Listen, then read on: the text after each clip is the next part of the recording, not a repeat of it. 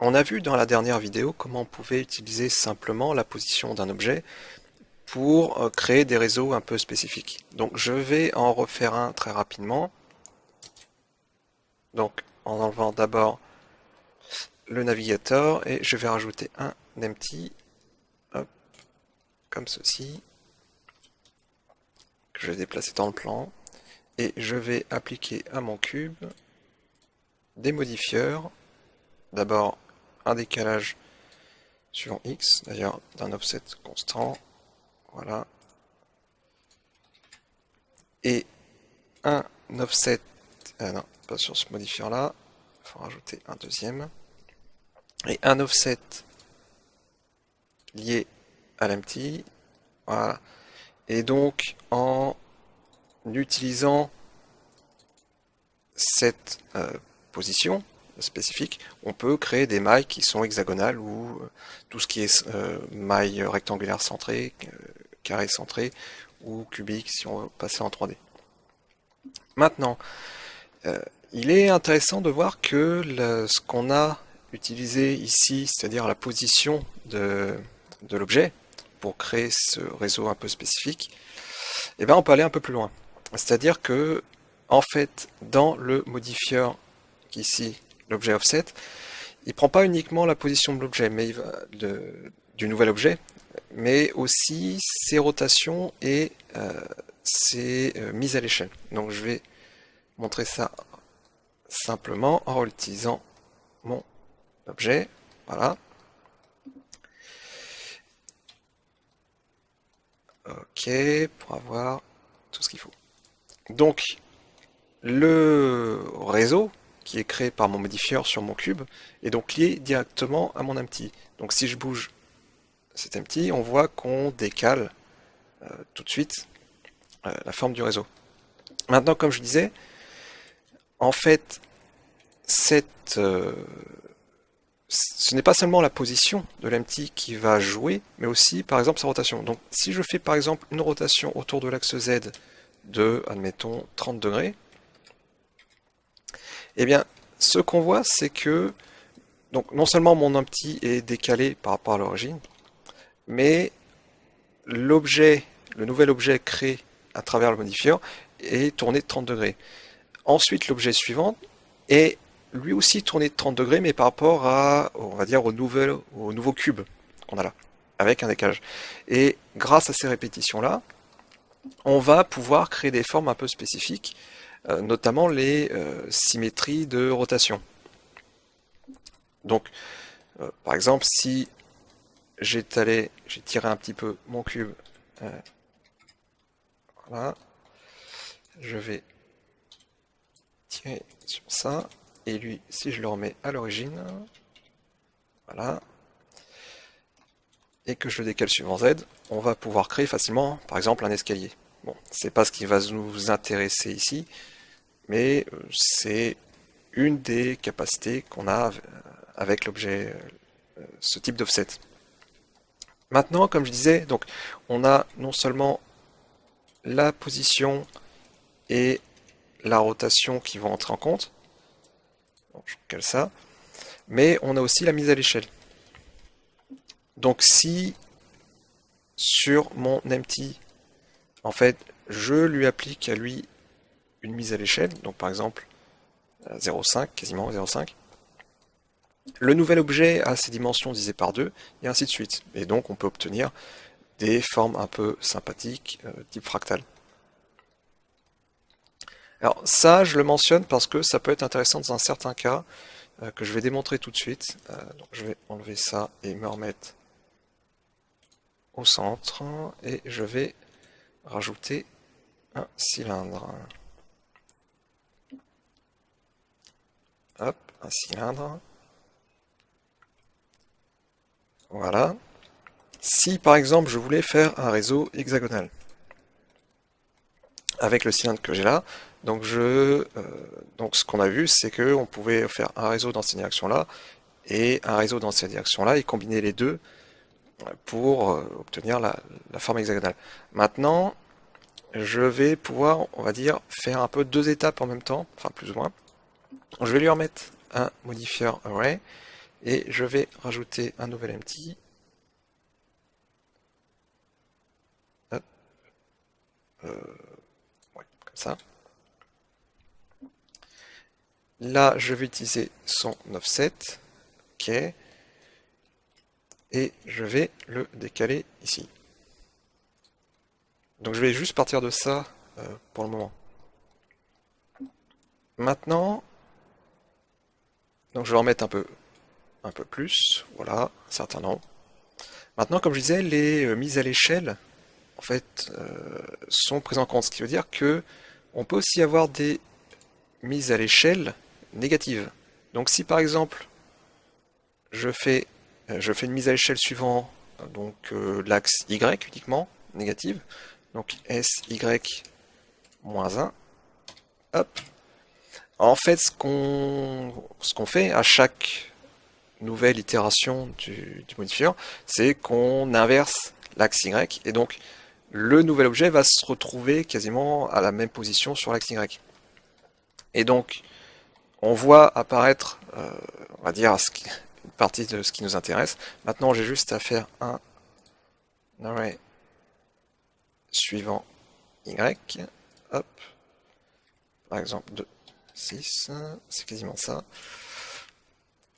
Et on voit très rapidement apparaître le réseau qui nous intéresse. L'avantage de cette chose-là, c'est que ça permet de garder quelque chose de rectangulaire au final très facilement sans avoir à faire un redécoupage. Par contre, ça va imposer d'avoir un objet qui a une symétrie particulière. Par exemple, si je prends ces vertex-là et que je les décale, voilà, on voit que bon, j'ai perdu la symétrie et donc on alterne, on alterne la forme. Donc ça peut être un peu gênant. Donc c'est vraiment pour les à utiliser pour les objets qui sont symétriques suivant l'axe qu'on inverse. Ok. Alors maintenant, ce qui va nous intéresser principalement, c'est comment faire des objets avec des symétries par rotation, les symétries C2, 3, 4, 5, etc. Et pour ce faire, je vais créer en gros un modèle qui va s'apparenter à une étoile à 5 branches. Donc, une étoile à 5 branches a une symétrie très particulière. Donc, je vais rajouter un plan. Voilà. Et en fait, je pourrais même rajouter directement là-dedans un cercle dont je vais garder uniquement 5 vertex. Voilà. En fait, j'ai même pas besoin du carré. Donc ça c'est pour en gros avoir le bon angle. L'angle qui va intéresser. Donc je vais rajouter. Voilà, l'angle important ici c'est 360 sur 5. Donc voilà. Et donc pour montrer rapidement comment on obtient ce qu'on veut, donc là j'ai un pentagone. Et je vais en fait enlever ces vertex là et reconstituer mon pentagone. Donc je vais rajouter un array, ok, je vais mettre un, hop, repasser en mode normal, rajouter un empty, comme ici, voilà, et dans mon array, je vais mettre en offset mon empty, et si je fais maintenant juste une rotation, alors il va falloir 5, tac, on voit que je reconstitue mon pentagone, facilement. Donc avec un angle de 72 degrés. Voilà, pour avoir quelque chose d'exact. Et maintenant, ça implique que toutes les manipulations que je vais faire sur ce morceau élémentaire vont ensuite s'appliquer sur le reste dupliqué. Donc par exemple, si je subdivise, non pas celui-là, ce segment-là, lui que je le décale un peu ici, on obtient très rapidement une étoile 5 branches. Alors là, on a un petit problème, c'est qu'elle n'est pas symétrique, parce que, j'ai une maille qui n'est pas symétrique en elle-même. Si je voulais un truc plus symétrique, il faudrait que je parte de ce point-là. Et voilà, on a tout de suite ce qu'on pourrait vouloir comme modèle, avec extrêmement peu de difficultés. Parce que si on devait modéliser chacune des branches séparément, ça deviendrait assez rébarbatif. Et donc là, je vais créer en gros une particule à partir de cette chose-là. Donc je vais faire une extrusion suivant Z. Voilà. Voilà. Et on a notre étoile à 5 branches qui est apparue. Alors, maintenant, il y a deux trucs à savoir. Enfin, deux à savoir, à prendre en compte. Si je voulais avoir quelque chose d'un peu plus smooth, et que je mettais un modifieur de subdivision, comme ceci, là on voit que ça va pas. Le modèle global a été modifié de manière un peu anarchique, et ça vient du fait que, en fait, j'ai des faces qui sont créées à l'intérieur du modèle, quand j'ai fait mon extrusion. Donc il faut bien prendre ces faces-là en compte, voilà, et les supprimer. Et donc là, j'ai récupéré en gros ce que je voulais. Enfin, plus ou moins. Maintenant, il y a encore un problème, c'est que on voit qu'il y a un trou au milieu, parce qu'en fait, tous les vertex qui sont au centre, ils sont séparés les uns des autres. Et donc, pour corriger ce problème-là, il faut activer le merge, qui est ici, et on n'a pas encore ce qu'on veut, parce que il y a un problème de liaison entre la première branche et la dernière, et donc il faut aussi activer ce morceau-là. Voilà. Et donc, on obtient très rapidement ce qu'on désire. Et ça nous permet d'obtenir très facilement tout un tas d'étoiles pour des modélisations, pour représenter des nanoparticules avec des symétries un peu spécifiques, très simplement.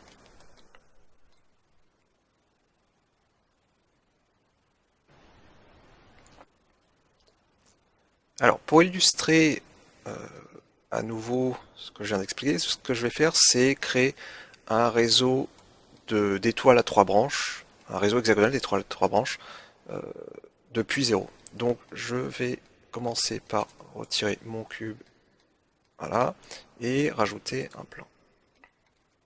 Ok. Donc d'abord ce que je vais faire, c'est que je vais ramener tous mes vertex au centre, en faisant une mise à l'échelle à 0, je vais enlever le manipulateur, retirer les doublons, et je vais faire une extrusion suivant x de une unité. Maintenant, pour avoir une référence sur mon angle, je vais faire une nouvelle extrusion de mon vertex et faire une rotation de cette chose-là de 60 degrés, alors en utilisant mon curseur 3D comme point pivot. Donc une rotation de 60 degrés autour de l'axe Z. Voilà. Et donc on va dire ça va être la base de ma particule. Je fais cette rotation pour avoir cet angle de référence. Savoir que ce vertex-là, si je le déplace, donc je ne vais pas pouvoir le déplacer facilement à la main sans perdre cet angle. Et donc si on veut l'éloigner plus ou moins du centre, l'idéal c'est juste de faire une mise à l'échelle. Donc on va conserver l'angle qu'on a donné de 60 degrés, mais on va pouvoir le mettre un peu où on a envie. Maintenant, donc ça, je vais le décaler un peu suivant X. Voilà. Et je vais construire la particule, disons le profil de la particule qu'il y a autour. Alors d'abord, ce que je vais faire, c'est prendre la symétrie de la particule en compte. Donc je vais d'abord ajouter un mirror suivant l'axe Y. Et donc on a déjà une des branches avec la symétrie sur cet axe-là. Je vais rajouter un mirror, un array qui va nous servir juste après. Donc je repasse en mode objet, je rajoute un empty et je fais une rotation de 120 degrés. Voilà. Là, je mets mon empty en offset, je fusionne tout, et voilà. Et donc, on a déjà la base de notre étoile. Donc, je vais retirer ce côté et faire mon profil très rapidement en faisant des extrusions successives. Voilà. Et donc là, mon vertex est un peu trop loin, donc je vais faire une mise à l'échelle et le rapprocher. Et voilà, on a déjà très rapidement un profil d'étoile. Et maintenant, il va falloir faire quelque chose d'un peu plus propre dans la partie 3D. Donc, ça, c'est le départ. Maintenant, je vais lui donner de l'épaisseur. Alors, je vais prendre tout ça, faire une extrusion suivant Z. Voilà. Et comme j'ai créé un profil à la main, va falloir créer des faces en subdivisant le côté qu'on a là. Alors je vais aussi supprimer pas celui-là. Non, pas celui-là non plus. Voilà. Ces côtés-là qui ne servent à rien parce qu'ils seront en dessous de la particule. Ça, j'aurais dû le garder, c'est pas grave. Ça, je vais le subdiviser. Donc j'ai 1, 2, 3. Hop. Je vais en mettre 6. Non, 5. Ce sera mieux. Et je vais adapter ma topologie. Alors lui, je vais le mettre là. Et donc, celui-là, il colle pas. Lui, je vais le rapprocher. Donc je vais le décaler sur X, comme ça. Et je vais refaire une subdivision ici. Voilà, pour avoir une face à 4 côtés. Ici. Lui, j'enlève. Je vais créer toutes mes faces sur le dessus.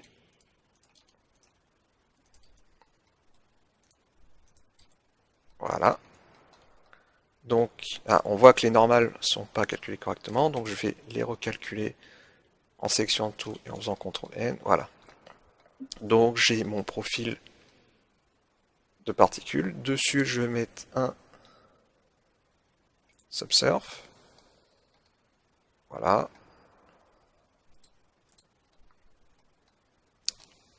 Et il y a un problème au début, au centre, qui vient du fait que j'ai un côté ici qui vient interférer. Donc lui, je vais simplement l'enlever et voilà. Et donc j'ai mon profil de particules très rapidement. Maintenant, je vais adoucir un petit peu cette chose-là en mettant un peu à l'échelle le côté qu'on a là pour le rapprocher un peu plus du centre. Voilà, donc ce qui fait qu'on a aussi un arrondi dans ces directions-là. J'affiche ça en smooth et ça y est, on a notre particule élémentaire. Maintenant, ce que je vais faire, c'est en fait lier cette chose-là à un autre empty qui va me servir de contrôle pour le déplacer, faire les mises à l'échelle. Donc ça, je vais l'appeler contrôle. Voilà, et ce que je vais faire, c'est je vais dire que ce contrôle, ça va être le parent de cet empty qui est là et de la particule. Donc, lui, comme parent, je vais lui mettre contrôle. Et ma particule, pareil, comme parent, je vais mettre le contrôle. Comme ça, si je décale le contrôle, et ben ça décale tout en même temps. Ce qui va être plus pratique pour placer le tout. Maintenant, je vais rajouter un substrat. Donc, voilà.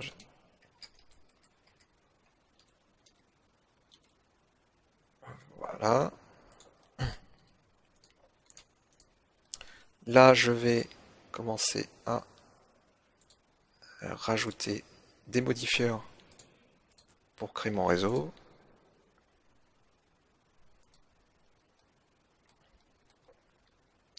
Donc, avec un offset de 6. Non, c'est un peu court. 9. Un peu large. 7.5, pas 75, 7.5. Voilà. Oh, peut-être 6. 6, c'est très bien.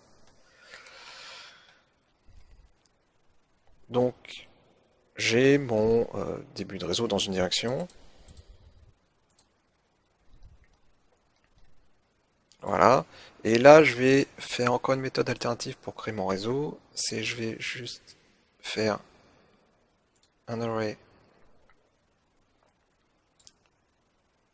suivant y. Alors là, c'est 6 fois racine de 3. Bon, ça va faire 11. Quelque chose dans le style, peut-être même. Voilà.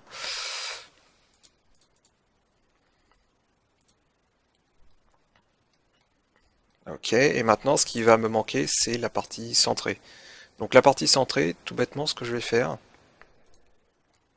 c'est que je vais dupliquer mon objet et décaler le duplicata au milieu pour avoir encore un nouveau réseau rectangulaire, mais imbriqué l'un dans l'autre. Alors une manière simple de faire ça, c'est d'utiliser... donc on a, si on veut dupliquer quelque chose, on a Shift D. Shift D permet de dupliquer quelque chose, mais en dupliquant toutes les données, c'est-à-dire le mesh, les données de mesh et tout ce qui s'ensuit. Là, ce que je vais faire, c'est en fait, je vais prendre mon empty qui sert pour l'array et mon mesh de base. Je vais faire à la place Alt D. Alt D qui permet de dupliquer en conservant les données de mesh initiales. C'est-à-dire que ce que je vais, si je fais des modifications sur mon mesh de base, ça va se répercuter directement sur mon nouvel objet. Donc Alt D, ça, du coup, je le décale de 3 suivant X et de 5.5 suivant Y. Et voilà, j'ai ma maille centrée. Maintenant, ça dépasse un peu, donc lui, ses modifieurs, je vais changer le nombre. Et je vais peut-être même en mettre un petit peu plus pour avoir quelque chose de carré. Plus ou moins carré, voilà. Et donc j'ai mon réseau, et on va dire quasiment hexagonal qui est apparu, du moins rectangulaire centré. Et donc comme je le disais, si je fais une modification sur mon mesh initial, ça va se répercuter sur l'autre. Par exemple, si je tire un vertex là, voilà, on voit que la modification s'est répercutée directement sur l'ensemble de mon mesh. Ok, donc je vais revenir en arrière pour garder ma particule. Maintenant, je vais prendre mon contrôle et le placer là où ça m'intéresse. Maintenant, il faut remettre tout ça à l'échelle pour le faire tenir dans le substrat. Alors, tout bêtement, S, voilà, mise à l'échelle de mon contrôle. Et j'ai directement mon réseau prêt. Donc j'ai juste à le placer. Voilà.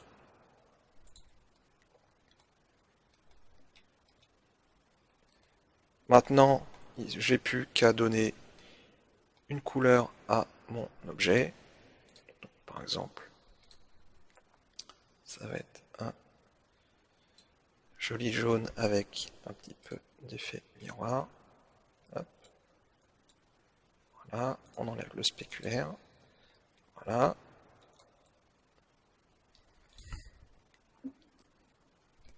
On fait un petit rendu. On va rajouter un peu d'ambiance. Un ciel blanc. Et voilà, j'ai eu très rapidement un réseau de particules hexagonales avec une symétrie particulière, et tout ça au final, ne modifiant que ce morceau de mèche qu'on a ici. Et on va dire ce morceau de mèche élémentaire est dupliqué autant qu'on veut pour avoir le réseau final.